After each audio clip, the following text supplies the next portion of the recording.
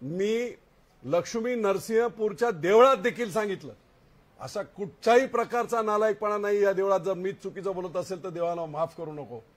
निव्वळ जनतेची लढाई म्हणून झुंडूशाही आणि घराणेशाहीच्या विरुद्ध लढण्यासाठी विजय बापू शिवतारे जनतेची लढाई म्हणजे देवाची लढाई म्हणून याच्यात उतरलेला आहे.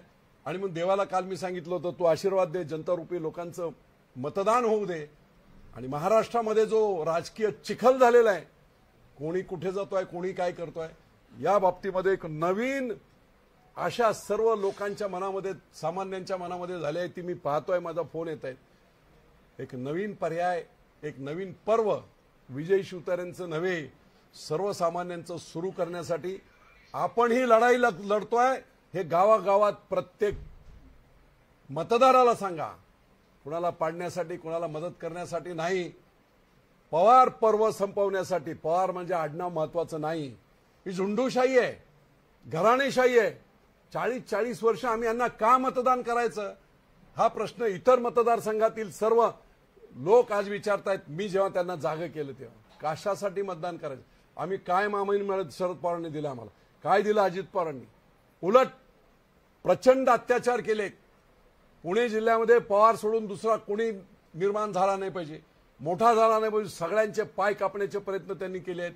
मग ते भोर असो, पुरंदर असो, एवढे डिटेल मी तुम्हाला आता सांगणार नाही. 1 तारखेला आमची पहिली मुवमेंट ही आहे की ही लढाई आम्ही जिंकण्यासाठीच लढतोय. हे फक्त पुरंदरच्या आज आणि सर्व आलेले कार्यकर्ते नव्हे, पण आपल्या माध्यमातून संपूर्ण बारामती लोकसभा मतदारसंघातील सर्व मतदारांना मी सांगतोय, कोणालाही लढवणे आणि कोणाला हरवण्यासाठी नव्हे, तर झुंडूशाही आणि हुकुमशाही पवार रूपी नावाची संपवण्यासाठी हे धर्मयुद्ध म्हणून मी स्वीकारलेलं आहे. आणि म्हणून कोणी मनात शंका ठेवू नका. मी काल निमगाव केतकीला गेलो होतो. 21 गावांचा मोठा बाजार आहे, 12,000 लोकसंख्येचं गाव आहे. आणि बाजारात मी पाहिलं, रे बाप्पाले प्रचंड क्रेज आहे लोकांमध्ये. हळूहळू एक जण मला जवळजवळ 27-28 लोक मला भेटले. जवळ यायचं, काय बापू माघार घेऊ नका बरं का, माघार घेऊ नका. एवढी भीती यांची आहे की मी माघार घेऊ नका हे सांगताना सुद्धा कानात माझ्या सांगतायत. पण शीतावरून भाताची परीक्षा, सर्वसामान्य माणूस किती पेटून उठलाय या प्रस्थापितांच्या विरुद्ध, त्याचं हे उदाहरण आहे.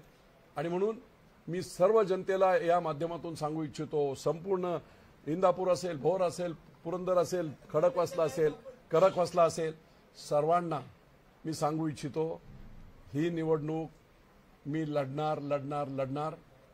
मला जनतेचा आशीर्वाद असेल, काय आणखी काही छोटे आशीर्वाद असतील, जे असतील ते, ज्यांना जे काम, शेवटी नेते जरी माणसंच आहेत ना, त्यांना न्याय अन्याय करतोय ना, आम्हाला करता येत नाही.